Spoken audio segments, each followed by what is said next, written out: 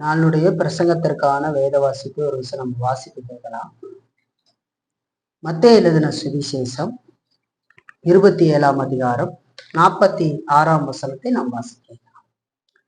9ஆம் மணி நேரத்தில் இயேசு ஏலி ஏலி லாமா சபக்தானி என்று மிகுந்த சத்தமிட்டு கூப்பிட்டார். அதற்கு என் தேவனே ஏன் என்னை கைவிட்டீர் என்று அர்த்தமாம் என்பதை நம்ம வருஷம் கண்களை மூடி நாளுடைய பிரசங்கத்திற்காக ஜெபிக்கிறோம்.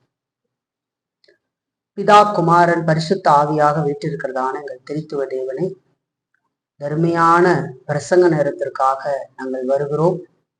இப்பொழுதும் நாங்கள் வாசிக்க கேட்ட இந்த வசனத்திலிருந்து இன்றைக்கு நாங்கள் சிந்திக்க போகிற சத்தியத்தை எங்களுக்கு நீர் ஆசீர்வதியும். இந்த சத்தியத்தை நாங்கள் ஒன்றை இழந்து போகாதபடிக்கு கவனத்தோடு அதை பெற்றுக்கொள்ள நம்முடைய பரிசுத்த ஆவியானவர் எங்களுக்கு துணை செய்து நடத்த வேண்டுமாய் நாங்கள் கேட்கிறோம். தேவன் எங்களுக்கு உதவி செய்யுங்க. இந்த வார்த்தை கொண்டு பரிசுத்த ஆவியானவர் எங்களுடைய வாழ்க்கையில ஆறுதலையும் தேறுதலையும் சமாதானத்தையும் கொடுத்து நடத்த வேண்டுமாய் நாங்கள் வேண்டுதல் செய்கிறோம். நம்முடைய கரம் மட்டும் கூட இருந்து நடத்திட்டோம். இந்த ஜெபத்தை இயேசு கிறிஸ்துவின் மூலமாக ஏறெடுக்கிறோம் எங்கள் நல்ல பிதாவே. நாம் கடந்த வாரத்துல ஒரு தலைப்பின் கீழாக செய்தியை சிந்திக்க ஆரம்பித்தோம். அதனுடைய தொடர்ச்சியாகத்தான் நம்ம இன்னைக்கு செய்தி கேட்க போறோம். நம்முடைய நடக்கைக்கு இயேசுவின் முன்மாதிரி என்கிற தலைப்பின் கீழாக நாம் அந்த செய்தியை தொடங்கினோம். சரிங்களா? அதுக்கு ஆதார வசனமாக நாம் மத்தேயு 27:46 வசனத்துல இயேசு கிறிஸ்து சிலுவையிலே தொங்கிக் கொண்டிருந்த பொழுது பிதாவை நோக்கி பேசின வார்த்தைகளை மையமாக எடுத்துக்கிட்டு நாம் சிந்திக்க ஆரம்பித்தோம். இல்லைங்களா? இந்த வசன பகுதி இல்லைங்களா, அது எதற்கு நமக்கு காட்டுது என்று சொன்னா, இயேசு கிறிஸ்து மனிதருடைய பாவத்துக்காக அடிக்கப்பட்டு நொறுக்கப்பட்டு சிலுவையில தொங்கிக் கொண்டிருக்கிற பொழுது அந்த வேதனையான நேரத்துல பேசின வார்த்தைகள்ல ஒரு வார்த்தையாக இந்த வார்த்தை இருக்கு. அதாவது மரணத்தினுடைய கடைசி நேரத்துல பேசின வார்த்தைகள்ல ஒரு வார்த்தையாக இருக்கு. மனிதனுடைய பாவம் அவர் மேல் சுமத்தப்பட்டு அவர் பிதாவால் கைவிடப்பட்ட போன்ற நிலையில இருக்கிற பொழுது அவர் பேசுகிற வார்த்தையாக இது இருக்கிறது. இல்லைங்களா? நான் கடந்த வாரமே சொன்னது மாதிரி இங்க இயேசு கிறிஸ்து பேசின அந்த வார்த்தையினுடைய அர்த்தத்தை நாம் பார்க்கவில்லை. அதற்கு பதிலாக அதை வேறு கோணத்திலே நாம் சிந்திக்கலாம் என்று சொல்லி அப்படி சிந்திக்க ஆரம்பித்தோம். இல்லைங்களா? அதாவது இயேசு பேசின வார்த்தைகளை குறித்து கற்றுக்கொள்வதற்கு பதிலாக நம்முடைய நடக்கைக்கு அவருடைய முன்மாதிரியை நாம் பார்க்க ஆரம்பிச்சோம். இல்லைங்களா? இந்த இருள் சூழ்ந்த உலகத்துல நாம் அநேக உபத்திரவங்களுக்குள்ளாக மாட்டிக்கொள்கிறோம். இல்லைங்களா? அப்படிப்பட்ட சில உபத்திரவமான சூழ்நிலைக்குள்ளாக நாம் கடந்து போகிற பொழுது இயேசு கிறிஸ்து செய்ததையே நாமும் செய்ய முற்பட வேண்டும் என்று சொல்லி பார்த்தோம்.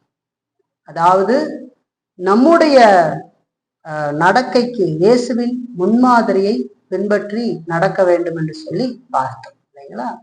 அப்படி நாம் பார்க்க ஆரம்பித்து கடந்த வாரத்துல இயேசு கிறிஸ்து சிலுவையில தொங்கிக் கொண்டிருந்த பொழுது, பிதாவினால் கைவிடப்பட்ட நிலையில தொங்கிக் கொண்டிருந்த பொழுது அவர் பேசின அந்த வார்த்தையிலிருந்து நாம என்ன பார்த்தோம் அப்படின்னு சொன்னா, அப்படி கைவிடப்பட்டிருந்த நிலையிலும் கூட அவர் பிதாவையே நோக்கி இருந்தார் என்று சொல்லி நான் பார்த்தேன். இல்லைங்களா? பிதாவையே நோக்கி இருந்தார். அதோடு அவருக்கு அருமையானவர்கள் அங்க இருந்தார்கள். அவர்களை எல்லாம் பார்க்கல, பிதாவை மட்டுமே நோக்கி பார்த்து கொண்டிருந்தார். என் தேவனே ஏன் என்னை கைவிட்டீர் என்று சொல்லி கேட்கிறார். இல்லைங்களா?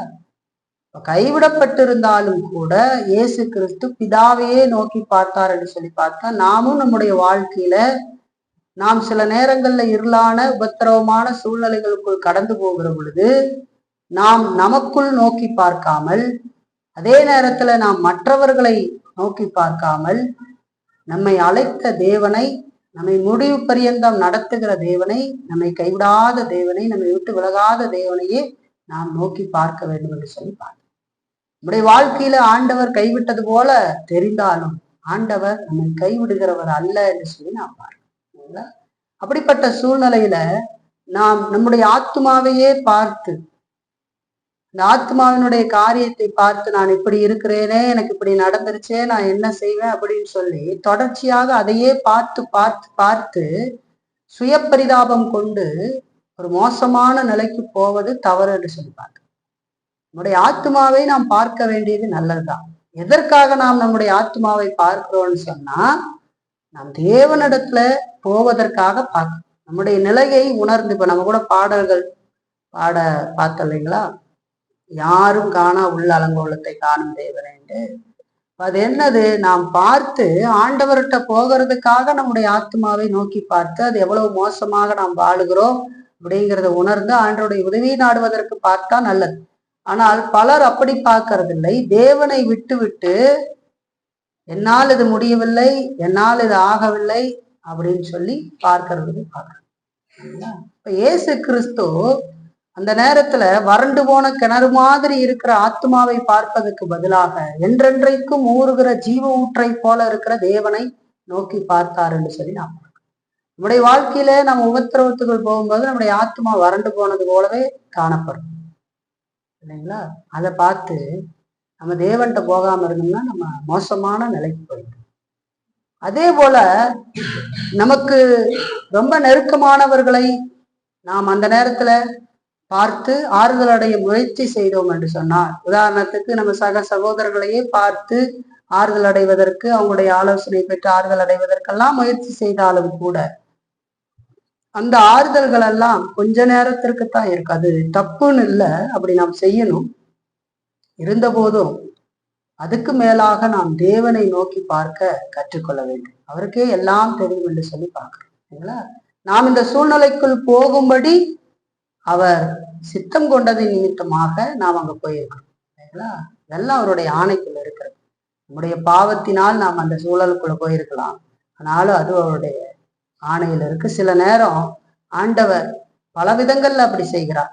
நம்முடைய பாவத்தின் நிமித்தமாக மட்டுமல்ல, நாம் அவரை எந்த அளவுக்கு விசுவாசிக்கிறோங்கிறத சோதிக்கிறதற்காகவும் சில நேரங்கள்ல அப்படி செய்கிறார். இப்படி பல வகைப்படும். அப்படி படுகிற பொழுது நாம் நமக்குள்ளேயோ அல்லது வெளியிலேயோ ஆறுதலை தேடுவதற்கு பதிலாக தேவனிடத்துல ஆறுதலை தேட கற்றுக்கொள்ள வேண்டும் சொல்லிட்டாங்க. இதை நம்ம கடந்த வாரத்துல பார்த்து சிந்திச்சுங்களா. இன்னைக்கு நாம் ரெண்டாவதா என்ன பார்க்க போறோம் அப்படின்னு சொன்னா, இயேசு கிறிஸ்து கைவிடப்பட்ட நிலையிலும் கூட பிதாவையே இறுக பற்றி இருந்தார் என்று சொல்லி பார்க்கணும். இறுக பிடித்து கொண்டார் என்று சொல்லி நாம் பார்க்கணும். ஆரம்பத்திலேயே ஒரு காரியத்தை உங்களுக்கு சொல்றேன். நாம் திரித்துவத்தை குறித்து நிறைய தடவை படிச்சிருக்கிறோம். பிதா குமாரன் பரிசுத்த ஆவியாக அவர்கள் இருக்கிறார்கள் என்று சொல்லி பார்க்கிறோம். ஒரே தேவன் 3 ஆள் தத்துவங்களாக இருக்கிறார். இப்போ நாம் இங்க இயேசு கிறிஸ்து கைவிடப்பட்ட நிலை என்று சொல்லுகிற பொழுது அவர் தெய்வீகத்துல அப்படி இருந்தார் என்று நாம் நினைக்க கூடாது. ஏன்னா அவர்கள் ஒன்றா இருக்கிறார். இப்ப நம்ம மானுடத்துல பார்த்துக்கிட்டு இருக்கோம். அவர் 100% தெய்வீகத்தையும் 100% மானுடத்தையும் கொண்டு மனிதனுடைய மீட்புக்காக இங்க வந்தார் மத்தியஸ்தராக. அவர் ஏற்கனவே 100% தெய்வீகத்தை கொண்டிருக்கிறார், தேவனாக இருக்கிறார். அவர் இந்த உலகத்துக்கு மனிதனை மீட்கும்படியாக வருகிற பொழுது அவர் மனிதனைப் போல வர வேண்டும் இல்லைங்களா, மத்தியஸ்த பணியை செய்வதற்கு. ஆகவே தன்னுடைய தெய்வீகத்தோடு 100% மானுடத்தையும் இணைத்து கொண்டு இங்க வந்தார். ஆனா நமக்கும் அவருக்கும் ஒரு பெரிய வித்தியாசம் இருக்கிறது. அது என்னன்னு சொன்னா, அவர் பாவம் இல்லாதவராக வந்தார், நாம் பாவிகளாக இருக்கிறோம். அதே நேரத்துல இயேசு கிறிஸ்து ஆதாம் பாவம் செய்ததற்கு பின்பதாக இருக்கிற அந்த பரதேசிகரமான நிலையை எடுத்துக்கொண்டுதான் இங்க வந்தார். ஆனா பாவம் இல்லாத வந்தார். பரதேசிகரமான நிலை என்றால் என்ன? பாவம் வந்ததுக்கு பின்பதாக இங்கே பலவீனங்கள் உண்டாயிருக்கிறதுன்னு சொல்லி பார்க்கிறோம் இல்லைங்களா. வேதனைப்படுகிற காரியங்கள், துக்கப்படுகிற காரியங்கள், இதெல்லாம் இருக்குது இல்லையா. அதே போலதான் வந்தார், பாவம் இல்லாதவராக வந்தார். அப்படி வந்திருக்கிற பொழுது அவருக்கு பசி எடுத்தது, தாகம் எடுத்தது, அவருக்கு சோர்வு, பல தூரம் நடந்து வந்தால் சோர்வு ஏற்படுகிறது. இதெல்லாம் நடக்குது. அதெல்லாம் எல்லாம் இல்லை. அதெல்லாம் தெய்வீகத்துல ஏற்படுமா? தெய்வீகத்துல ஏற்படாது. அவர் மானுடத்துல இருக்காங்க. தெய்வீகமும் இருக்கிறது, மானுடமும் இருக்கிறது. அது போல ஒருவர் இதுக்கு முன்பும் பிறந்ததில்லை, இனிமேலும் பிறக்க போறதில்லை, இயேசு கிறிஸ்து மட்டுமே தான் இல்லைங்களா. இந்த சத்தியங்களை நம்முடைய அறிவுல நாம சரியா புரிந்து கொள்ள முடியுமா அப்படின்னு கேட்டா, வேதம் என்ன சொல்லுகிறதோ அந்த விதத்துல தான் நாம் புரிந்து கொள்ள முடியுமே தவிர வேறு விதத்துல அதை நாம் அனுபவத்துல புரிந்து கொள்ள முடியாது. ஏன்னா அந்த மாதிரி யாருமே இல்லையே, நாமளே இல்லையே, நம்மள தெய்வீகம் இல்லையே. அப்போ அதை நாம் விசுவாசிக்க வேண்டும் என்று சொல்லி பார்க்கிறோம். வேதம் சொல்லுகிற சத்தியத்தை விசுவாசிக்கணும். அப்படி இருக்கிற பொழுது மனிதன் வாழ வேண்டிய வாழ்க்கையை வாழ்ந்து மனிதன் அடைய வேண்டிய தண்டனையை அவர் இப்பொழுது சிலுவையில அடைந்து கொண்டிருக்கிறார். அவர் தெய்வீகத்தையும் மானுடத்தையும் கொண்டுதான் அதை அடைந்து கொண்டிருக்காங்க, சிலுவையில இருக்கிறார். ஆனால் இங்கே அவர் பேசுகிற பொழுது அவரை பாங்குகிற அடி இதெல்லாம் அந்த மானுடத்துல பட்டா வலிக்கும் இல்லையா? அப்ப அந்த சூழ்நிலையில இப்ப அவர் கைவிடப்பட்ட நிலையில் இருக்கிறார். ஏன் கைவிடப்பட்ட நிலையில இருக்கிறார்? ஏன் நம்முடைய பாவம் எல்லாம் அவர் மேல் சுமத்தப்பட்டது. அவர் பாவியாகவில்லை, பாவம் சுமத்தப்பட்டு பாவமானார் என்று சொல்லி நமக்கான தண்டனை அவர் மேல்.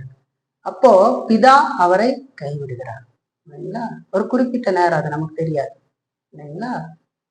அப்போ அதை நம்ம தெரிஞ்சுக்கணும். அதனால கைவிடப்பட்டாருன்னு சொன்னோடனே தெய்வீகத்தை நம்ம மறந்துடக்கூடாது. ஒரு முறை நினைவுபடுத்தணும் இல்லைங்களா? அந்த சிந்தனையை வச்சுக்கணும். நமக்கு அந்த மானுட நிலையிலிருந்து அவர் பேசுகிறார் இல்லைங்களா? நாம மனுஷனா இருக்கிறோம் இல்லையா? அதனாலதான் அதுல இருந்து பாடங்களை கற்றுக்கொள்ளுகிறோம் இல்லைங்களா? நமக்கு எப்படி வேதனைகள் இருந்ததோ அதே போல வேதனைகளும் துக்கமும் அவரை அவமானப்படுத்துகிற பொழுது அந்த அவமானமும் ஏற்படும். நம்மளை யாராவது நடு ரோட்ல அவமானப்படுத்தினாங்கன்னா நமக்கு எவ்வளவு வேதனையா இருக்கும். அதே போலதான் இயேசுவுக்கு இருக்கும் இல்லையா? நம்மளை அடிச்சா எப்படி வலிக்குமோ அதே போலதான் இயேசு கிறிஸ்துவுக்கும் வலிக்கும். அந்த உணர்வு நமக்கு தெரியும். எல்லா விதத்திலும் நம்மை போல சோதிக்கப்பட்டு பாவமில்லாத இருக்கிற பிரதான ஆசாரியர் நமக்கு இருக்கிறார் என்று சொல்லுகிற போது நம்மை போல அவர் சோதிக்கப்பட்டிருக்கிறார், பாவம் இல்லாதவரா இருந்தார் என்று சொல்லி அந்த நிலையிலிருந்து நாம் இதை சிந்திக்கிறதற்கு கற்றுக்கொள்ள வேண்டும் இல்லைங்களா? இயேசு தானே, அவருக்கு என்ன அப்படின்னு பார்க்கப்படாது இல்லைங்களா? அந்த இடத்துல நம்மை பொருத்தி பார்த்தா எப்படி இருக்கும் பாரு. எல்லாருக்கு முன்னாடி அவமானப்படுத்தி ட்ரெஸ்ஸை எல்லாம் அப்படி கழட்டி அடிக்கிறது, மூஞ்சியில காரி துப்புறது, தாடியை பிடிச்சி இழுக்கிறது, தலையில கொட்டுறது, கண்ணை மூடி வச்சுட்டு உன்னை கொட்டுனது யாருன்னு சொல்லு பார்க்கலாம் அப்படின்னு கேட்கறது, வாரினால் அடிக்கிறது, இதெல்லாம் நமக்கு செய்தால் என்ன விதமாக இருக்குமோ அதே போலதான் இயேசு. அதெல்லாம் நமக்காக அவர் செய்தார் என்று சொல்லி பார்க்க. இப்ப இயேசு கிறிஸ்து கைவிடப்பட்ட நிலையிலும் கூட பிதாவையே இறுக பற்றி இருந்தார் என்று சொல்லி நாம் பார்க்கிறோம். இப்ப நீங்க பாருங்க, இந்த வார்த்தைய என் தேவனே என் தேவனே என்று சொல்லி கூப்பிடுறோம். இந்த என் அப்படிங்கிற அந்த வார்த்தை தன்னை அவரில் இணைத்துக் கொள்ளுகிறவராக இருக்கிறார் என்று சொல்லி பார்க்கிறோம். என் எனக்கு என்னுடையவன் சொல்றாங்க இல்லையா, என் மகன் அப்படின்னு சொல்றோம் இல்லையா, இணைத்துக் கொள்ளுகிறது. இதுபோல என் அப்படிங்கிற வார்த்தை தன்னை பிதாவில் இணைத்துக் கொள்ளுகிறவராகவும் தேவனே என்று சொல்லுகிற பொழுது அவரை தம்மோடு இணைக்கிறவராகவும் கர்த்தர் இருக்கிறதை நாம் பார்க்கிறோம். அந்த உறவை அங்க காட்டுறாரு இல்லைங்களா? நம்ம சொல்றது இல்லைங்களா, அவர் என்னுடைய மகன் அப்படின்னு சொல்லுவோம் இல்லைங்களா, என்னுடைய தகப்பன் அப்படின்னு சொல்றாங்க இல்லையா? அது அந்த மாதிரி ஒரு காரியம் இருக்குது இல்லையா? இப்ப இங்க நம்ம பார்க்கறது என் அப்படின்னா தன்னை அவரில இணைத்துக் கொள்ளுகிறவராக இருக்கிறார். தேவனே அப்படின்னு சொல்லும் போது அவரை தன்னோடு இணைக்குகிறவராக இருக்கிறார். பிதாவுக்கும் குமாரனுக்கும் இடையில இருக்கிற உறவை இது காட்டுங்களா? இப்ப இந்த நிலையிலேயும் தேவன் தன்னுடைய தேவன் தான் அப்படிங்கிறத இயேசு கிறிஸ்து நம்புறார். அவர் என்னுடைய தேவன் அப்படிங்கிறார். அவர் என்னை கைவிட்டு இருந்தாலும் அவர் என்னுடைய தேவன் தான் அப்படிங்கிறத இந்த வார்த்தை காட்டுது. கைவிடப்பட்ட நேரத்திலையும் இறுக பிடித்துக் கொள்றது. 2 முறை அவர் என் தேவனேன்னு சொல்லி அதே வார்த்தையை கூப்பிட்டு அவர் சொந்தம் கொண்டாடுகிறதை இது நமக்கு காட்டு. சொந்தம் கொண்டாடுறார் என் தேவனே அப்படின்னு. நீங்க பாருங்க, ஒரு இந்த உலக காரியங்கள்லாம் பார்த்தீங்கன்னா கை விட்டுட்டா சொல்ல மாட்டாங்க இல்லையா? உலக மனுஷங்கள்ல இது பாருங்க, ஒரு புரிதலுக்காக சொல்றேன், அதோட ஒப்பிடுறதுக்கு ஒரு உதாரணமா சொல்றேன். சிலர்லாம் உலகத்துல பாத்தீங்கன்னா சண்டை போட்டுக்கிறாங்க, அண்ணன் தம்பிகள்லாம் சண்டை போட்டுக்கிறாங்க, கடவுள் அறியாதவங்க சண்டை போட்டுக்கிறாங்க இல்லையா?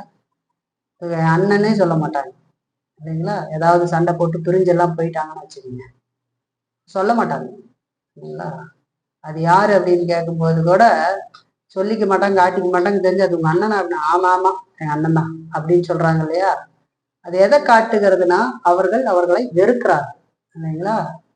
ஏதோ ஒரு விதத்துல அவங்களுக்குள் பிரிவு வர்றதுனால வெறுக்கிறாங்க. ஒரு உதாரணத்துக்கு சொல்றேன் புரிஞ்சுக்கிறதுக்காக. இங்க பிதா இயேசு கிறிஸ்துவை இங்க கைவிடுகிறதை நாம் பார்க்கிறோம். ஆனாலும் என் தேவனே அப்படின்னு சொல்லி கூப்பிட்டு சொந்தம் கொண்டாடுகிறதை பார்க்கிறோம். 2 முறை சொந்தம் கொண்டாடுகிறார்.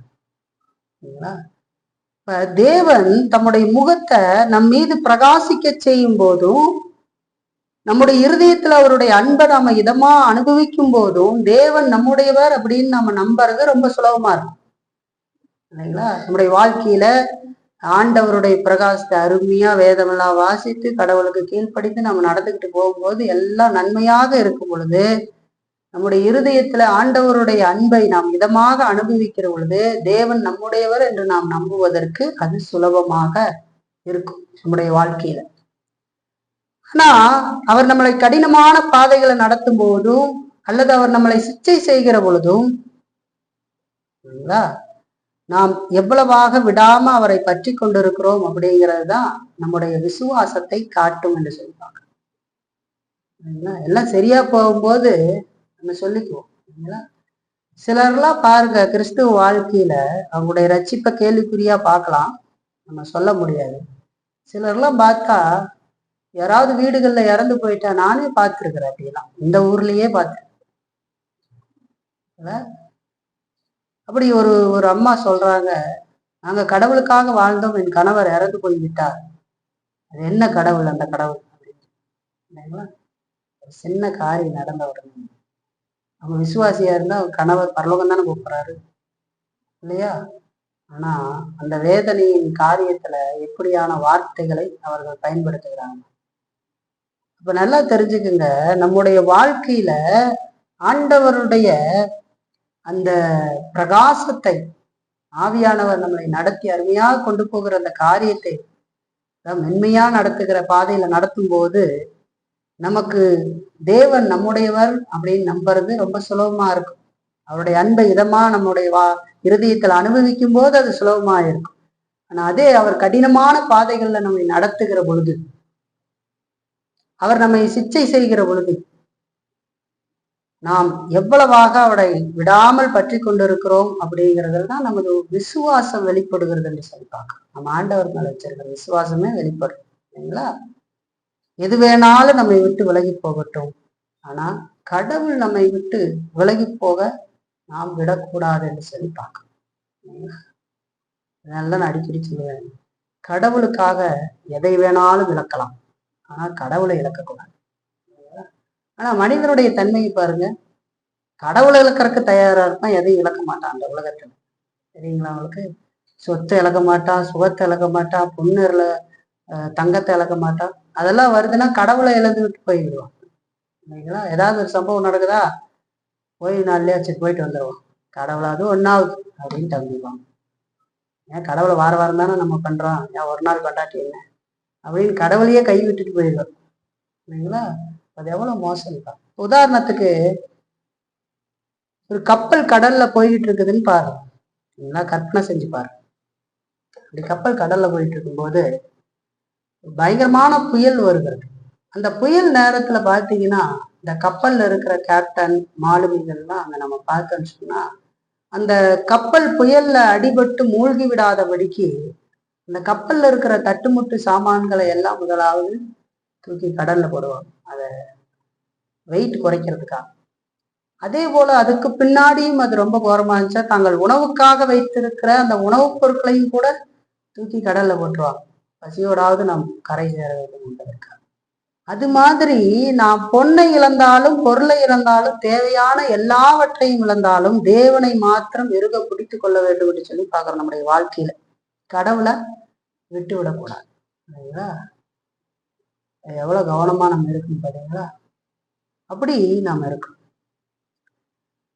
நம்முடைய சந்தேகங்கள்லையும் பயங்கள்லையும் சகல விதமான உணர்வுகள்லையும் நாம் அவரையே விடாமல் இறுக பற்றி இருக்க வேண்டும் என்று சொல்லிப்பாங்க.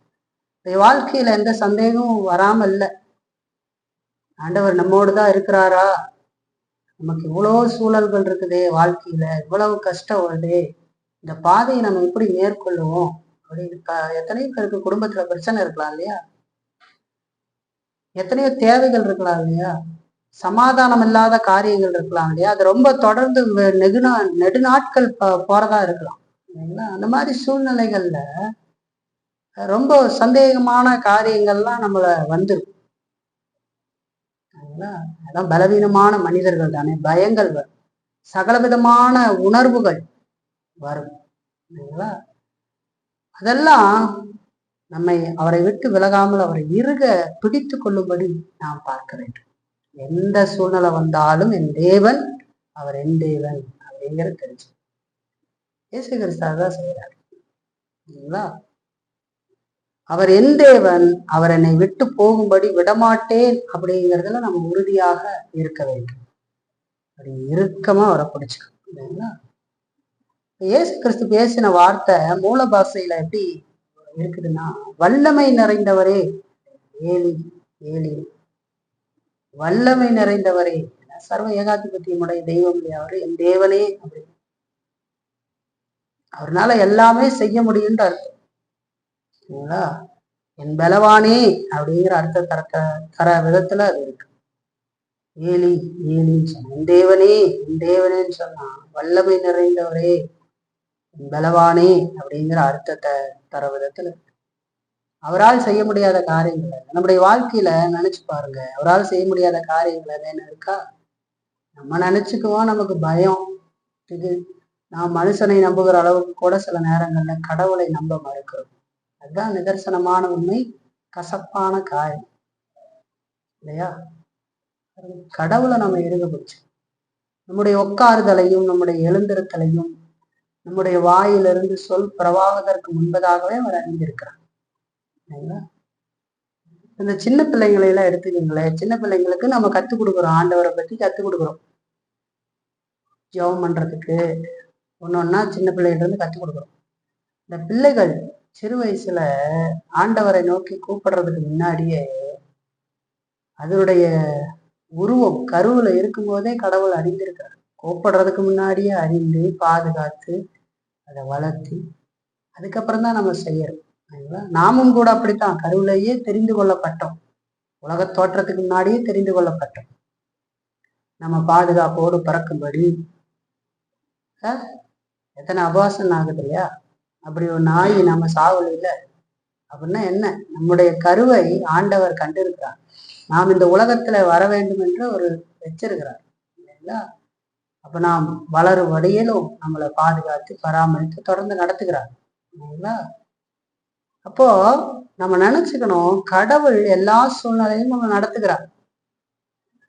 மனுஷனுக்கு, இந்த உலக மனுஷனுக்கு பொதுவாக கடவுள் நம்பிக்கை இல்லை. அவனுக்கு கடவுள் பணம், தங்கம், சொத்துக்கள் இது இருந்தால் தாங்கள் ரொம்ப பாதுகாப்பாக இருப்பதாகவும் அது ஒன்றே எங்களை காப்பாற்றும் என்று சொல்லி நம்பிக்கொண்டிருக்கிறார்.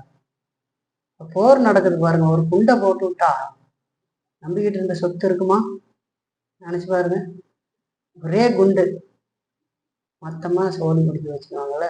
ஒரு வீட்டு மேல ஒரு குண்டை போட்டா ஒரு வெறும் தரதான் இருக்கும் இல்லைங்களா. ஈரான்ல போர் நடக்கல, ஈரானுக்கும் அமெரிக்காவுக்கும் பாருங்க, அவங்க எத்தனை பேர் ஓடிக்கிட்டு இருக்காங்க, குண்டு போடுறாங்க, வீடெல்லாம் உடஞ்சி எல்லாம் போகுது. ஆனா மனிதன் அதுல நம்பிக்கை வச்சிருக்கான், நாம அப்படி நம்பிக்கை வைக்கக்கூடாது. நம்முடைய நம்பிக்கை கடவுள். நமக்கு கிடைக்கிற ஆசீர்வாதங்கள் எல்லாம் கடவுளால் கொடுக்கப்பட்டது. நமக்கு கிடைச்ச பிள்ளைகள், பொருட்கள் எதுவாயினும் எல்லாமே கடவுளால் நமக்கு வந்ததுங்கிற நன்றி அறிதல் நமக்கு வேணும். அப்ப பாருங்க, ஏலி ஏலின்னு சொல்லும் போது என்னுடைய வல்லவரே என் பலவானே அப்படின்னு சொல்லி ஆண்டவர் சொல்றாரு. தேவன் தம்முடைய முகத்தை மறைத்து கொண்டது போல நமக்கு தெரிந்தாலும் நம்முடைய பலமெல்லாம் கடவுளாகத்தான் இருக்க வேண்டும் என்று சொல்லி நாம் தொடர்ந்து விசுவாசிக்கணும். எல்லாம் இருளா போனா கூட நாம் தொடர்ந்து இயேசு கிறிஸ்துவையே நம்பி இருக்கோம். கடவுள் நம் பக்கம்தான் இருக்கிறார் அப்படிங்கிறத விடாம நாம் நம்ப வேண்டும். நம் பக்கம்தான் இருக்கார். அவரால் நொறுக்கப்பட்டது போல நமக்கு இருந்தாலும் நாம் தொடர்ந்து அவரையே விசுவாசிக்க வேண்டும் என்று சொல்லி பார்க்க. விசுவாசம் என்ன சொல்லும் தெரியுமா? உண்மையான விசுவாசம் என்ன சொல்லும் தெரியுமா? என்னை ஒரே அடியாக அவருடைய வல்லமை அழித்து விடாதுன்னு சொல்ல. அவர் என்னை அடித்தாரானா நான் எங்க போவேன்? இன்னும் அவரிடத்துல சேர்ந்து அவருடைய கரத்தை தான் நான் பற்றி கொள்வேன் அப்படின்னு அவர் தமது பலத்தை எனக்கு கொடுப்பார் என்று விசுவாசம். சிறு பிள்ளைகளை பார்த்து இல்லைங்களா, இயல்பாகவே தன்னுடைய தேவைகளை அறிந்திருக்கும். அப்பா அம்மா அவங்களை அடிச்சாலும் அது மறுபடியும் அங்கதான் அதனுடைய கரத்தை தான் இருக்க பற்றி பிடித்துக்கணும். ஏன்? அதனுடைய அந்த பிள்ளைகளுக்கு இயல்பாகவே தெரியும், நம்முடைய தேவைகளை பூர்த்தி செய்பவர்கள் அவர்கள் தான் தெரியும். இல்லைங்களா? அதைத்தான் நாம் கடவுளிடத்துல செய்ய வேண்டும். அவர் என்னை அடித்தாரானால் நான் எங்க போவேன்? அவரிடத்துலதான் நான் போவேன். அவருடைய கரத்தையே இருக பற்றி கொள்ளுவேன் தான் நம்முடைய விசுவாசம் சொல்லும். அவிசுவாசம் தான் நம்மளை வேறு பாதைக்கு நடத்தும். ஆகவே நாம் தேவனை விட்டுவிடக்கூடாது என்று சொல்லி பார்க்கணும். அதோடு அவருடைய பலன் தான் நம்மளை காப்பாற்ற முடியும் அப்படிங்கிற நம்முடைய உணர்வையும் நாம் விட்டுவிடக்கூடாது. சரிங்களா? இந்த உணர்வு நமக்கு இருக்கு. அவர் நமக்கு சொந்தம் என்பதை நாம் இருக பற்றி இருக்க வேண்டும் என்று சொல்லி பார்க்கணும். அவர் நம்முடையவர் அப்படிங்கிறது, அவரை பற்றி இருக்கிறது தான் மேலானது என்று சொல்லி நாம் பார்க்கணும். இந்த விசுவாசத்தை நம்ம விடக்கூடாது. அவரே எல்லாம் வல்லவர், என்ன ஆனாலும் அவரே நம்முடைய தேவன் அப்படிங்கிறத விடாக்குடியாக நாம் நம்பி இருக்க வேண்டும் என்று சொல்லி நாம் பார்க்கணும். ஒருவேளை உங்கள சிலர் இந்த நேரத்துல தேவனால் சோதிக்கப்பட்டு கொண்டு இருக்கலாம், அல்லது சோதிக்கப்படாமல் இப்ப இருக்கலாம். முன்னாடி சோதிக்கப்படும். ஒருவேளை சோதிக்கப்பட்டுக்கிட்டு இருந்தா அப்படிப்பட்ட நேரத்துல அவன் என்ன செய்ய வேண்டும்? அவர் நம் மீது சந்தோஷப்படவில்லை அப்படிங்கிறதற்காக அவரை நாம் விட்டுவிட போறோமா அப்படின்னு ஒரு கேள்வி கேட்குறீங்களா? அவர் நம்மளை பார்த்து எப்போதும் சிரிச்ச முகத்தோடு இருக்கும் போதுதான் நாம் அவர் மேல் நம்பிக்கை வைப்போமா அப்படின்னு ஒரு கேள்வி கேட்டுப்பார். எல்லாம் நல்லா இருந்தாதான் நான் நம்பிக்கை வைப்பேனா அப்படின்னு கேள்வி கேட்டுப்பார். அப்படின்னு சொன்னா உங்களுடைய விசுவாசத்தின் அடித்தளமே சரியில்லை என்று சொல்லி பேஸ்மெண்டே தப்பு. விசுவாசத்தை சோதித்து பார்க்க வேண்டும். நான் தேவனுடைய பிள்ளை தானா என்று சொல்லி பேஸ்மெண்டே சரியில்லை. பேஸ்மெண்ட் இருந்தாதான் வீடு கட்ட முடியும். ஆண்டவர் அவருடைய முகத்தை சந்தோஷமாக எனக்கு காட்டுகிறதை போல என் வாழ்க்கையில் எல்லாமே சுகமாக நடக்கிற பொழுதுதான் நான் கடவுளை நம்புவேன் என்று சொன்னால், மற்ற நேரத்துல அப்படி நான் நம்ப முடியாது அப்படின்னு நான் நினைச்சேன்னு சொன்னா என்னுடைய விசுவாசத்தின் அடித்தளமே சரியில்லை. அதுக்கு மேல கட்டுற வீடு என்னத்துக்கு? நம்ம வாழ்ற வாழ்க்கை இதெல்லாம் அது ஒன்றும் பிரயோஜனம். அடித்தளம் வேணும் இல்லையா? அடித்தளமே தப்பு. ஒரு விசுவாசியின் நம்பிக்கைங்கிறது தேவனுடைய புன்னகையில் இல்லை, அவருடைய வாக்கு தத்தத்தில் இருக்கிறது என்று சொல்லி நாம் பார்க்கிறோம். வாக்கு தத்தத்துலதான் இருக்கு இல்லையா? அவருடைய அன்புல நாம் தற்காலிகமாக பங்கெடுப்பதில் அல்ல, அவருடைய நித்தியமான அன்புல நிரந்தரமாக சம்பந்தப்படுவதே விசுவாசத்தின் நம்பிக்கை என்று சொல்லி பார்க்கிறோம். நிரந்தரமான அன்பு என்று சொல்லும் போது என்னது? அந்த அன்பு அவருடைய உடன்படிக்கையிலும் வாக்கு தத்தத்திலும் வெளிப்படுத்தப்பட்டிருக்கிறது. கிறிஸ்து இயேசுவுக்குள்ளாக அவர் நம்மை மீட்டு இருக்கிறார். சிலுவையில புதிய உடன்படிக்கை ஏற்படுத்தப்படுகிறது. கிறிஸ்துவுக்குள்ளாக நாம் மீட்கப்பட்ட ஜனங்கள், கிறிஸ்துவுக்குள்ளாக நாம் தேவனோடு இணைக்கப்பட்டிருக்கிறோம். தேவனுடைய அன்பு நம்ம மேல் இருக்கிறது இல்லைங்களா? அந்த அன்புதான் முதல்ல இயேசு கிறிஸ்துவையே மறிக்க செய்தது இல்லைங்களா? அப்போ அந்த உடன்படிக்கையின் அடிப்படையில தான் தேவன் தொடர்ந்து நம்மை நடத்தி கொண்டு போகிறார், நித்தியத்துல சேர்க்கிறார் என்று சொல்லி நான் பார்க்கிறேன் இல்லைங்களா? இப்ப உங்கள நற்கிரியை தொடங்கினவர் அதை முடிவு பரியந்தான் நடத்துவாராக என்று சொல்லி சொல்றோம். நம்மளே ஆரம்பித்தவர், ரட்சிப்பு நமக்கு கொடுத்தவர், நம்ம இறுதியில கொண்டு போய் சேர்க்கிறவராக இருக்கிறார். அந்த உடன்படிக்கையிலையும் வாக்கு தத்துவத்திலும் தான் அந்த விசுவாச நம்பிக்கை தங்கி இருக்கும். ஆண்டவருடைய பொன் செருப்பில் அல்ல. எல்லாம் நல்லா நடக்கும்போது நம்மளை ஆசீர்வதிச்சிருக்கும் போது மட்டும் நம்பிக்கை இருக்கு அப்படின்னு சொன்னா அந்த விசுவாசத்தினுடைய அடித்தளமே ரொம்ப மோசமான நிலையில் இருக்கு. ஆனா ஒரு விசுவாசி எல்லா சூழ்நிலையிலும் அந்த உடன்படிக்கையை நோக்கி பார்ப்பான். சில நேரங்கள்ல ரொம்ப ட்ரைனஸ் ஆயிடும் வாழ்க்கையில, ஆண்டவருடைய சத்தமே இல்லாத போல, நம்ம ஆண்டருடைய என்னடா ஒரு மாதிரி இருக்குது அப்படின்னு சொல்லி இருக்கும் சரிங்களா? தேவனே இல்லாதது போல இருக்கும். நம்ம ஆரம்பத்துல கொண்டிருந்த சந்தோஷம் இல்லாம இருக்கும், ஒழுங்கா தேவனை தேட முடியாத மாதிரி தடுமாற்றங்கள் ஏற்படும், இப்படி பல பிரச்சனைகள் வரும். அந்த நேரத்துல அப்படியே சோர்ந்து போயிருதா? இல்லை. உடன்படிக்கையிலையும் வாக்கு தத்தத்திலையும் நம்பிக்கை கொண்டிருக்காங்க. இந்த இருளான நேரத்திலும் தேவன் என்னோடு கூடதான் இருக்கிறார். அவர் என்னை சரியான பாதையில நடத்துவதற்குத்தான் இதை அனுமதித்திருப்பார். அல்லது என் வாழ்க்கையில நான் எங்கே கடவுளுக்கு எதிராக பாவம் செய்தேன், அதுல இருந்து நான் மனம் திரும்புவதற்கு ஆண்டவர் என்னை இப்படி நடத்துகிறார். ஏன் நான் அதை பரிசோதித்து பார்க்க கூடாது? ஆண்டவரே, நான் உமக்கு பிரியமில்லாம எந்த விஷயத்துல நடந்தேன்னு சிந்தித்து பார்த்து, இதெல்லாம் உமக்கு அருவருக்கத்தக்க காரியம், நான் அதுல இருந்து மனம் திரும்புகிறேன், என்னை தொடர்ந்து நடத்துங்கன்னு சொல்லும் போது ஆண்டவர் நடத்துவார். தாவீது தன்னுடைய பாவத்தை ஆழமாக உணர்ந்து தேவனுடைய சமூகத்துல மனம் திரும்பி கதறுகிறதான் 51ஆம் சங்கீதத்துல பார்க்கணும் இல்லைங்களா? கடவுளுடைய வார்த்தை வந்தவுடனேயே அவர் மனம் திரும்புகிறார். அப்போ அதைத்தான் செய்யுமே தவிர ஆண்டவர் நல்லா சந்தோஷமா அந்த தேவனுடைய புன்னகையை மட்டுமே பார்த்துட்டு இருக்க, ஆண்டவருடைய கோபத்தை பார்க்கவே மாட்டேன்னு சொன்னா அப்படி ஒரு பிள்ளையே கிடையாது இல்லையா? நம்ம பிள்ளைகிட்டயே ஒரு பிள்ளை வச்சிருக்கிறோம்னு வச்சுக்கோங்க, அது எப்பவுமே சிரிச்சுக்கிட்டே இருக்கிறது தான் பார்க்குமா? கோவப்படுறதே பார்க்கல. சிரிப்பதும் ஒரு காலப்பகுதி, அது ரெண்டும் மாறி மாறி தானே வரும். பிள்ளைகள் நல்லா இருக்கும்போது கொஞ்சம் தப்பு பண்ண என்ன பண்ணுவாங்க, முகம் வேறுபடுகிறது, நம்முடைய காரியத்தை வேறுபடுத்தி காட்டுகிறது, சில நேரங்கள்ல தண்டிக்கவும் செய்யும். அப்படி செய்கிற பொழுது நீ என் தகப்பனே இல்லை, நீ என் தாயே இல்லைன்னு சொல்லுமா குழந்தை. அப்போ அது என் நன்மைக்காக செய்கிறார். நான் சரியில்லாததுனால செய்யறேன், நான் சரியாகும் பொழுது என்னை அணைத்துக் கொள்வார் இல்லையா? அந்த உடன்படிக்கையில நம்பிக்கை வைத்திருக்க வேண்டும், வாக்கு தத்துவத்துல நம்பிக்கை வைத்திருக்க வேண்டும். அதுலதான் விசுவாசம் வெளிப்படும் இல்லைங்களா? அது இல்லாததுனாலதான் இன்னைக்கு போலி போதகரை தேடி நாடி ஓடி இந்த உலக மனிதன் மாதிரி கிறிஸ்துவர் என்று சொல்லுவர்கள் பலர் ஓடிக்கொண்டிருக்கிறாங்க. நீங்க நல்லா இருப்பீங்க, ஒரு உடக்கையை வச்சுக்கிட்டு அடிச்சு சொல்லும் போது சந்தோஷமா இருக்கு, அவர் பேசுற வார்த்தை ஆறுதலா இருக்கு. அப்படியே நரகத்தை கொண்டு போய் அந்த அவரும் உங்களையும் கொண்டு போய் சேர்த்துருவாங்க இல்லையா? ஏன்னா நாம் நல்லா இல்லாத காலங்கள்ல கடவுள் நம்மை நல்லா இருப்பதற்காக நடத்துகிறார். உங்களுடைய பிள்ளைகளை நம்ம காரியங்களை வச்சே நம்ம கத்துக்கலாம் இல்லையா?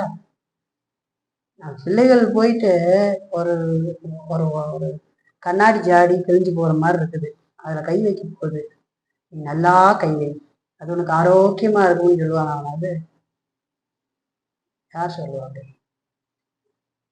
உடனே முகம் மாறுபடும், ஏய் அது தொடாத அப்படின்னு சொல்லுவாங்க இல்லையா? சொன்னல அது கையில பற்றுண்டு அப்படின்னு சொல்லுவாங்க.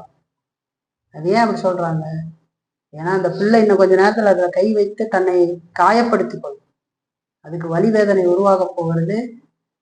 சில நேரங்கள்ல மோசமா விழுந்து பாருங்க, சில பிள்ளைகள்லாம் பார்த்தா ஒரு முறை பார்க்குற மூஞ்சியில கோல் வாய் கிழிஞ்சு போய் ஒரு பிள்ளை, அவங்க அப்பா கூட்டிட்டு போறாரு, அவன் இந்த காலத்துக்கு மேலே போட்டுக்கிட்டு எனக்கு தின்னுக்கிட்டு போறான் ஒரு சைடில் உட்காந்துக்கிட்டு ஸ்டெயில.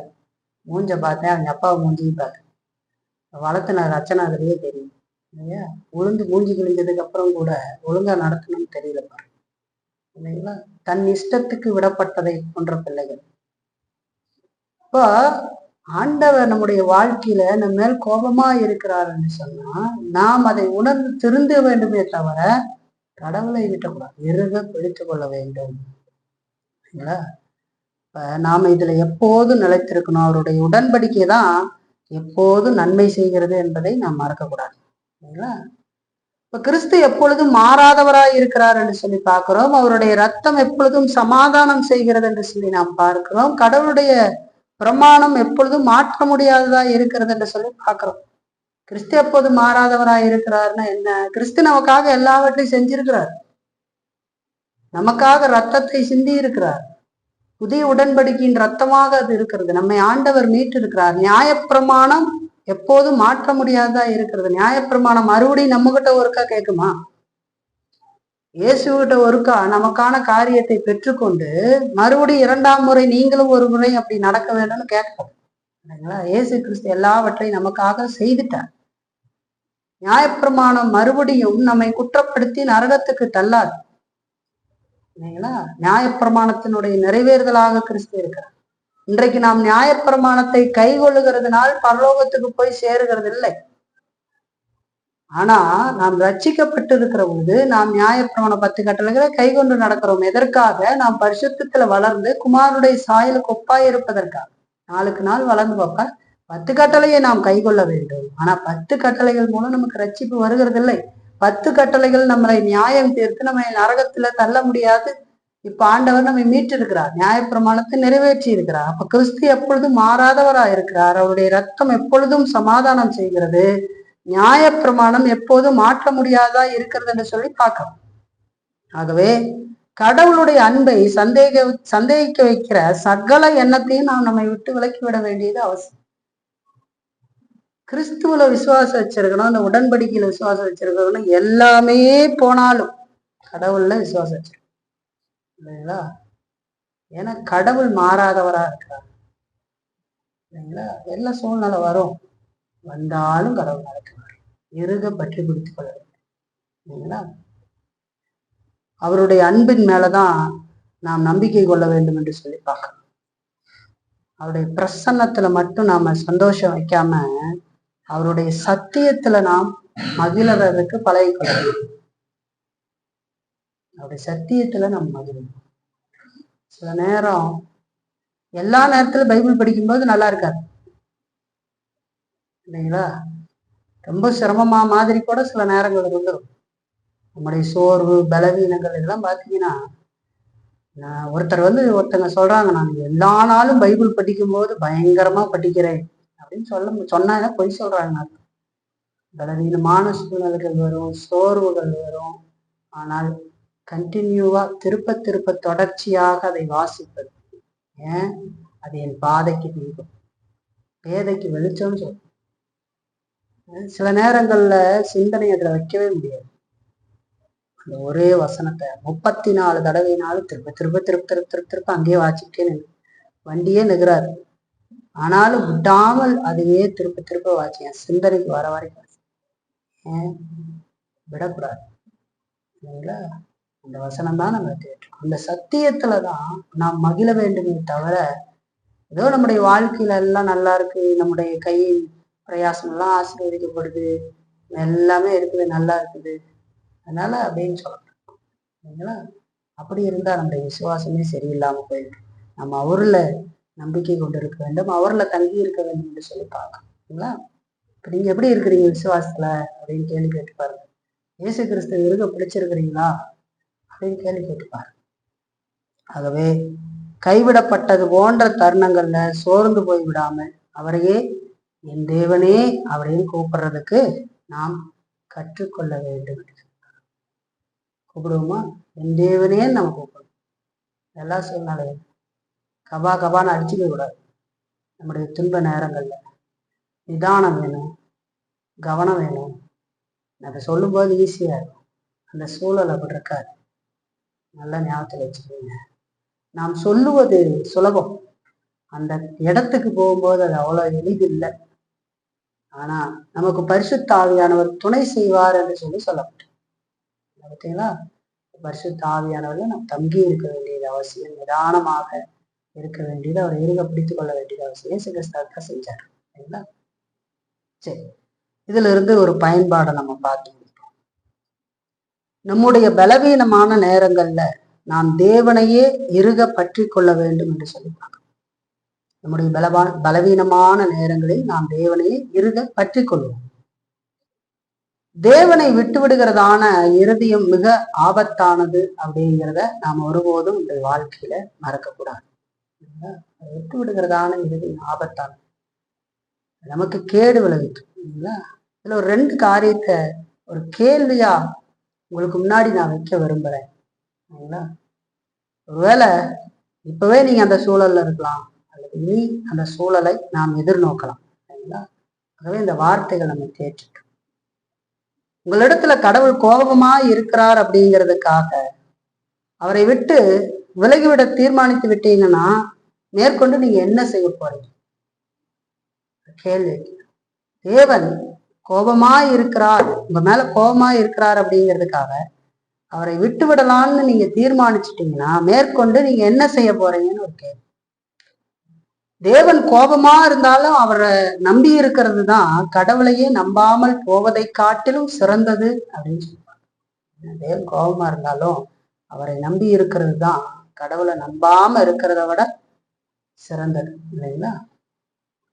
ஒருவேளை நீங்க உங்க விசுவாசத்தை கைவிட நினைச்சீங்க அப்படின்னு சொன்னா அதுக்கப்புறம் என்ன செய்வீங்க அப்படின்னு நான் உங்கள்கிட்ட ஒரு கேள்வி கேட்கிறேன். என்ன செய்வீங்க? இந்த உலக மனுஷனுக்கு விசுவாசம் அப்படின்னா என்னன்னே தெரியாது இல்லையா? ரசிக்கப்படாதவனுக்கு என்னன்னு தெரியாது. ஆகவே அவன் தன்னுடைய குருட்டாட்டமான செத்த வழிகள்ல தொடர்ந்து சந்தோஷமா நடப்பான். இந்த உலக இச்சைகளை அனுபவித்து நடந்து கொண்டு இருப்பான். ஆனா நீங்களும் உயிர்ப்பிக்கப்பட்டிருக்கிறீங்க, மனக்கண் திறக்கப்பட்டு இருக்கிறது இல்லைங்களா? நீங்க விசுவாசத்தை கைவிட்டா உங்களுக்கு என்ன ஆகும்? கேள்வி கேட்டு நீங்க போய் செய்யும் போதெல்லாம் உங்களுக்கு குற்ற உணர்வு, எங்க போனீங்கனாலும் குற்ற உணர்வு இல்லையா? அவிசுவாசிக்கு அப்படி இல்லை. அவன் தான் குருட்டாட்டத்துல எங்க வேணாலும் போவான் வருவான். ஏன்னா அவனுக்கு விசுவாசம்னா என்னன்னே தெரியாது. நீங்கள் கிறிஸ்துவை விசுவாசிப்பதற்கு முன்பதாக, கிறிஸ்துவின் சத்தியத்தை கேட்பதற்கு முன்பதாக, கடவுளுடைய வார்த்தையிலே கேட்காம புறமதஸ்தர்களாக இருக்கும் பொழுது நம்முடைய சிந்தை எப்படி இருந்ததுன்னு கேட்டு பாருங்க. உங்களுடைய சிந்தை எப்படி இருந்ததுன்னு கேட்டு பாருங்க. இயேசுவை பத்தியே தெரியாத காலத்துல ஒண்ணுமே தெரியாது. ஏசு யாருன்னு தெரியாது, ஒன்றும் தெரியாது. அது ஏதோ சிலுவை வச்சிருக்கிறாங்க, அது என்னமோ தொங்கிட்டு கிடக்குறாங்க அப்படிங்கிறத தவிர வேற எதுவும் தெரியாது இல்லைங்களா? அப்படி தெரியாது இருக்கிற காலத்துல எதுவுமே தெரியாது. விசுவாசமோ மனம் திரும்புதலோ நரகமோ பாவமோ எதை பத்தியும் நமக்கு தெரியாது. அதே மனம் போன போக்குல வாழ்ந்துகிட்டு இருந்தோம். இப்போ உங்களுக்கு பாவனா என்னன்னு தெரியாதா? விசுவாசம்னா என்னன்னு தெரியாதா? மனம் திரும்புதல்னா என்னன்னு தெரியாதா? இப்போ நீங்க ஆண்டவரை விட்டுவிட தீர்மானிச்சீங்கன்னா பின்னாடி என்ன செய்வீங்க? கேள்வி கேட்டுப்பாரு. ஒன்றும் செய்யுங்களா? வேண்டாம், அப்படி செய்யக்கூடாது. அப்படிப்பட்ட எண்ணம் நமக்கு வரவே கூடாது. அவரையே பற்றி கொண்டு நடக்க வேண்டும். கேள்வி கேட்டு பார்க்கணும். இந்த மாதிரி எண்ணங்கள்லாம் வரவே வராதுன்னு இல்லை. ஓடிடலாமா அப்படின்னு இல்லையா? அந்த நேரத்தில் கேள்வி கேட்டு எங்க ஓடுவது? தாவீது மாதிரி கேள்வி கேட்டு, நான் வானத்துக்கு போனா அங்கேயே இருக்கு, பாதாளத்துல படுக்க போட்டா அங்கேயே இருக்கு. இங்கிருந்து ஜப்பான் ஓடிடலாமா? அங்க இருக்க மாட்டாரா? எங்க ஓடுனீங்கனாலும் இருப்பாரு. வீட்டுக்குள்ள போட்டு கதவை அடைச்சிட்டு பண்ணீங்கனாலும் அங்கேயே இருப்பாரு இல்லையா? அவருக்கு மறைவா எங்கேயுமே போக முடியாது. அப்ப இருதயத்துல சொல்லணும், உண்மைக்கு மறைவா எங்கேயுமே போக முடியாது. உண்மை விட்டு விலகி போகிற எண்ணத்தை கொள்வதற்கு பதில் உண்மை இறுகப்படுத்திக் கொள்வது நல்லது ஆண்டவரே. இப்ப விசுவாச கண்கள் மங்கி போனாலும் கூட இயேசுவை தொடர்ந்து நாம் பற்றி இருக்க வேண்டும் சொல்லி பார்க்கணும். எல்லா நேரத்திலும் பிரைட்டா இருக்காது நம்ம கண்ணுக்கு. ஆண்டவருக்கு பார்க்கிற காரியத்துல வாழ்க்கையில சில நேரத்துல சோர்வு பலவீனங்கள்லாம் வரும். தடவிக்கிட்டாயுது நாம் போய்கிட்டே இருக்கணுமே தவிர செய்யக்கூடாது. ஏன்னா நம்முடைய வாழ்க்கையில தொடர்ந்து போகும். மோட்ச பிரயாணத்துல புத்தகத்துல ஒரு மனிதன் சொல்றாரு,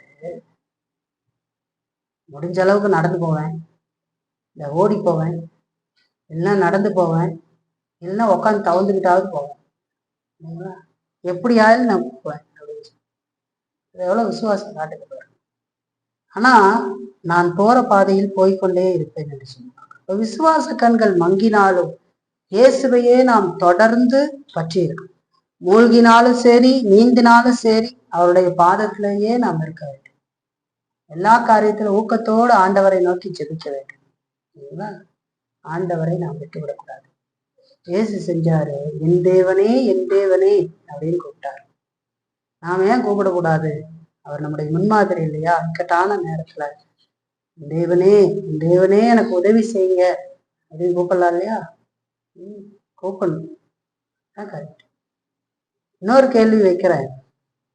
தேவன் கோபமா இருக்கிறார் என்பதற்காக உங்கள் விசுவாசம் அவரை விட்டுவிட தீர்மானிக்கும் சொன்னா அது என்ன விசுவாசம்? அதை கேள்வி கேட்டுப்பாரு.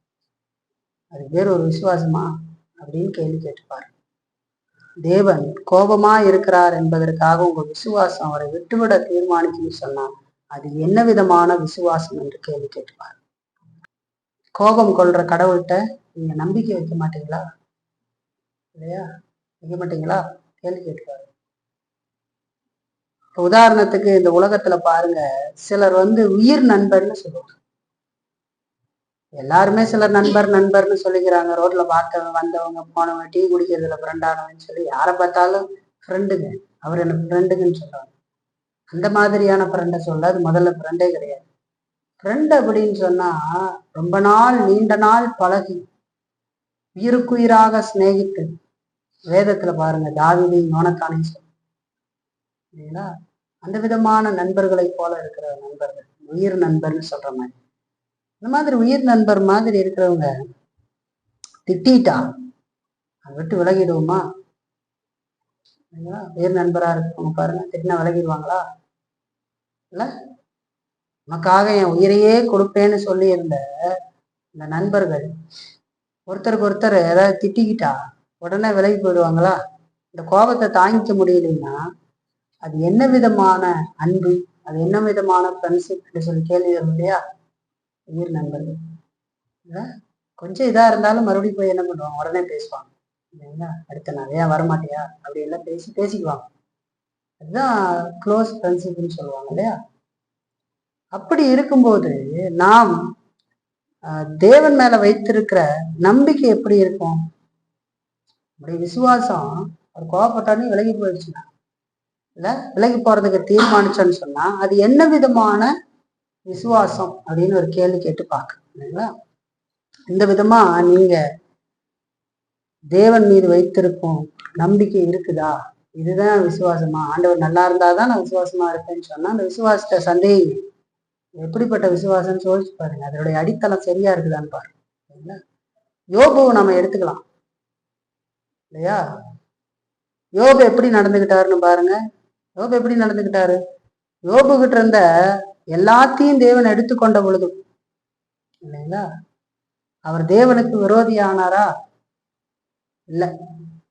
பிள்ளைகள்லாம் செத்து போச்சு, 10 பிள்ளைகளும் செத்து போச்சு, சொத்தெல்லாம் அழிஞ்சு போச்சு, பத்தாததுக்கு நோய் வேற வந்துருச்சு உடல்ல. இந்த விதமான சூழ்நிலையில தேவனை விரோதித்தாரா? இல்ல. என்ன சொல்றாரு பாருங்க, ஒரு சில வசனத்தை வாசிக்கலாம். யோபுல 1:21 பாருங்க. நிர்வாணியாய் என் தாயின் கற்பத்திலிருந்து வந்தேன், நிர்வாணியாய் அவ்விடத்துக்கு திரும்புவேன். கர்த்தர் கொடுத்தார், கர்த்தர் எடுத்தார், கர்த்தருடைய நாமத்துக்கு ஸ்தோத்திரம் என்றான் என்று சொல்லி பாருங்க. யோபு கடவுளை விரோதித்தாரா அப்படின்னு ஒரு கேள்வி கேட்டுப்பாரு. கர்த்தர் கொடுத்தார், கர்த்தர் எடுத்தார், கர்த்தருடைய நாமத்துக்கு. என்கிட்ட இருக்கிறது எல்லாமே கடவுள் கொடுத்தது. அவருடைய பிள்ளைகளோ, சொத்தோ, சுகமோ, இந்த ஆரோக்கியமோ எல்லாமே கடவுள் கொடுத்தது. கடவுள் கொடுத்தார், கடவுள் எடுத்துட்டார், கர்த்தருடைய நாமத்திற்கு மகிமை அப்படின்னு சொல்றாரு இல்லைங்களா? அப்படி முன்னாலும் சொல்ல முடியுமா? கேள்வி. இன்னும் ஒருபடி மேல போய் யோபு என்ன சொல்றாருன்னு பாருங்க. 13ஆம் அதிகாரத்துல பாருங்க, 13:5 பாருங்க. அவர் என்னை கொன்று போட்டாலும் அவர் மேல் நம்பிக்கையா இருப்பேன் என்று சொல்லி சொல்றார்.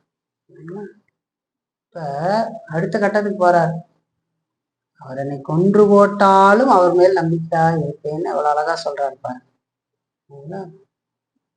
அந்த விசுவாசம் நமக்கு வேண்டாமா? இல்ல, இப்ப சந்தோஷமான காலங்கள்ல மாத்திர விசுவாசமா இருக்கிறது, நல்ல சொத்து பத்தெல்லாம் கடவுள் கொடுத்து ஆசீர்வதிக்கும் போது மாத்திரம் விசுவாசமா இருப்பது, அது என்ன விதமான விசுவாசம் என்று சொல்லி கேள்வி கேட்டுப்பாரு. நடக்கிறதுக்கு பாதை சுலபமா இருக்கும்போது மாத்திரம் தேவன் மேல் விசுவாசம் வைக்கிறது, அது என்ன விதமான விசுவாசம் கேள்வி. இந்த விதமான விசுவாசத்தை நாம் எங்கிருந்து பெற்றுக்கொண்டோம்?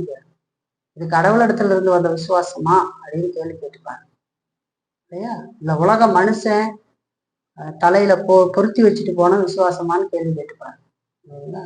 எல்லாம் சரியா இருக்கணும் அப்பதான் நான் விசுவாசிப்பேன்னா அது என்ன விதமான விசுவாசம்னு கேட்பேன். யோபு சொல்றாரு, கர்த்தர் கொடுத்தார், கர்த்தர் எடுத்தார், கர்த்தருக்கு ஸ்தோத்திரம்னு சொல்றாரு. அவர் என்னை கொன்று போட்டாலும் அவர் மேல் நம்பிக்கையா இருப்பேன்னு சொல்றாரு. தானியேல் புத்தகத்துல நம்ம பார்த்தோம்னு சொன்னா, நேபுகாத் நேச்சார் பாருங்க, பாபிலோனிய மன்னன், அவன் ஒரு பொற்சிலையை செஞ்சு வச்சு அதை வணங்க வேண்டும் என்று சொல்லுகிற பொழுது யூதராக இருந்த சாத்ராக், மேசாக், ஆபேத்நேகோ அவர்கள் வணங்க மறுக்கிறார்கள். அவர்கள் தேவனை மாத்திரமே வணங்குவார்கள். இல்லையா? அதை அறிந்த நேபுகாத் நேச்சர் சூளையை 7 மடங்கு சூடாக்கி, உங்களுக்கு ஒரு வாய்ப்பு இருக்குது அப்படிங்கிறார். வணங்குனீங்கன்னா அவங்க விட்டுருவா அப்படின்னு சொல்றாங்க. அவங்க என்ன சொன்னாங்க தெரியுமா? உங்களை ஆராதிக்கிற தேவன் எங்களை தப்பு வைக்க வல்லவராய் இருக்கிறார். அவர் தப்பு வைக்கலினா கூட நாங்க வணங்க மாட்டோம்னு சொன்னீங்களா? அவர் வல்லமை உள்ளவர், எங்களை தப்பு வைப்பார். அவர் இந்த சோதனைக்குள் போகும்படி எங்களை அனுமதித்தாலும் கூட நாங்கள் செத்தாலும் சாபமே தவிர இந்த பொற்சிலையை வழங்க மாட்டோங்கிறது தான் ஆண்டவர் காப்பாத்தினாரா? கைவிட்டாரா? காப்பாத்தினார் இல்லையா? மரண இருளின் பள்ளத்தாக்குல நடந்தாலும் நாம் அவர் கூட சேர்ந்து நடப்போங்கிற விசுவாசம் தான் சரியான விசுவாசம் இல்லைங்களா? அப்படி இல்லைன்னா அது விசுவாசம் இல்லை. அந்த விதமான விசுவாசத்தை தான் நாம் நாடி பெற்றுக்கொள்ளணும். அப்படிப்பட்ட விசுவாசத்தை கொடுங்க ஆண்டவரேன்னு கேட்கும். அதைத்தான் நம்ம ஆண்டவர்கிட்ட ஒரு நாள் கேட்கும். எல்லா சூழ்நிலையிலும் விசுவாசித்துக் கொள்ள உதவி செய்யும். ஏன்னு சொன்னா அந்த விதமான விசுவாசத்தான் சிலுவை மரத்துல நம்ம பார்த்துக்கிட்டு இருக்கிறோம். தேவனால் கைவிடப்பட்ட நிலையில் இருந்த இயேசு கிறிஸ்துனுடைய இருதயத்திலிருந்து அந்த விதமான விசுவாசம் தான் வருகிறது. இந்த நேரத்துல இயேசு கிறிஸ்து என்ன சொல்றாரு? என் தேவனே என்று கூப்பிடுறாரு. தேவனே என் தேவனேன்னு கூப்பிட்டாரு. அந்த விதமான விசுவாசம், அந்த விசுவாசம் நமக்கு வேணும். இயேசு கிறிஸ்துவை நம்முடைய வாழ்க்கைக்கு முன்மாதிரியாக இருக்கிறார். நம்முடைய நடக்கைக்கு அவருடைய முன்மாதிரி. இப்ப இயேசு கிறிஸ்து எப்படி அந்த விதமான சூழ்நிலையில இருக பிதாவை பிடித்து கொண்டாரோ, அதே போல நம்முடைய வாழ்க்கையில எல்லா சூழ்நிலையிலும் நாம் இருக பிடித்துக் கொள்ள வேண்டும். அவருடைய புன்சிரிப்பு நமக்கு தெரிகிற மாதிரி நம்முடைய வாழ்க்கையில எல்லாம் நல்லா இருக்கும் போது மாத்திரம் அல்ல, ஒரு இக்கட்டான சூழ்நிலையிலும் அவருடைய கோபம் வெளிப்படுகிறது போல சூழ்நிலையிலும் நாம் ஆண்டவரை இறுகப்படுத்திக் கொள்ள வேண்டும். நம்முடைய பலவீனமான சூழ்நிலையில அவரை இறுகப்படுத்திக் கொள்ள வேண்டும்.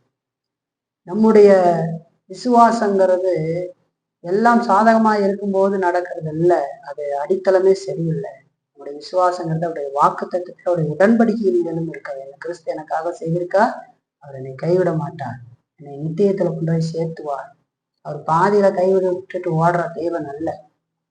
ரட்சிக்கப்பட்டு ரட்சிப்பை இழந்து போய் விடலாம்னு போதிக்கிறாங்க பாருங்க, தவறான போதனை இல்ல. அந்த மாதிரி இல்லை. என்னுடைய பிதாவினுடைய கரத்திலிருந்து ஒருத்தரும் அதை எடுத்துக்க முடியாதுன்னு சொல்றாரு. ஆண்டவர் சொல்றாரு இல்லையா யோவான்ல, அதை கொடுத்த பிதா அவருடைய கரத்துல இருந்து அதை எடுத்துக்க முடியாது. அதை தொடர்ந்து நடத்தி அந்த ஆடுகளை நித்தியத்துல சேர்ப்பார் என்று சொல்லிப்பாங்க. இயேசு கிறிஸ்து சேர்ப்பார் இல்லையா? நம் கவனத்தோடு எல்லா சூழ்நிலையில அவரை இருக்க கொள்ள வேண்டும். ஆகவே இந்த சூழ்நிலையில கூட நீங்க அப்படி இருக்கலாம் ஒரு சிலர், அல்லது நீ நாம் அதை சந்திக்கலாம் இல்லைங்களா? கவனத்தோடு நாம் இருக்க வேண்டியது அவசியம். இது வரைக்கும் நம்ம கடந்த வாரத்துல ஒரு பாடம் கத்துக்கிட்டோம். இதுல இருந்து நாம் பிதாவையே நோக்கி கூப்பிட வேண்டும், நோக்கி இருக்க வேண்டும் சொல்றாங்க. நம்முடைய இருதயத்தை நோக்க வரக்கூடாது, மற்றவர்களை அந்த நேரத்தில் நோக்குவதற்கு பதிலாக தேவனை நோக்கி இருக்க வேண்டும். இன்னைக்கு கற்றுக்கொண்டோம் ஆண்டவரையே இறுக பற்றி பிடித்துக் கொள்ள வேண்டும் அப்படின்னு. அதுல எவ்வளவு விஷயம் இருக்கு பாருங்க. அவருடைய உடன்படிக்கையின் வாக்கு தத்துவத்தை நாம் பிடித்துக் கொள்ள வேண்டும் இல்லைங்களா? இப்பதான் நம்ம போக முடியும் கிறிஸ்துவ வாழ்க்கையில சரியாக. அதெல்லாம் நம்முடைய வாழ்க்கையில எடுத்துக்கிட்டு நடப்போம். நான் ஆரம்பத்துல சொன்ன மாதிரி மறுபடியும் உங்களுக்கு சொல்றேன், இதெல்லாம் கேட்பதற்கு நல்லா இருக்கும். எல்லாம் நல்லா போயிட்டு இருக்கும்போது கேட்கறதுக்கு நல்லா இருக்கும். வாழ்க்கையில வேதனையான சூழ்நிலைகள் வரும்போது இது அவ்வளவு நல்லா இருக்காது. அந்த நேரத்துல கவனத்தோடு இருந்து வாழ்க்கையில நம்ம இதை செயல்படுத்துவோம். பரிசுத்த ஆவியானவர் நமக்கு உதவி செய்வார் என்று சொல்லி வேதம் சொன்னார். பலவீனங்கள்ல நம்மை பலப்படுத்துகிறவராக பரிசுத்த ஆவியானவர் இருக்கிறார். ஆகவே நாம் தொடர்ந்து இந்த விதமாக கடவுளை விருதப்படுத்திக்கிட்டு வாழ்வோம். கர்த்தர் நம்மை நடத்துவார்.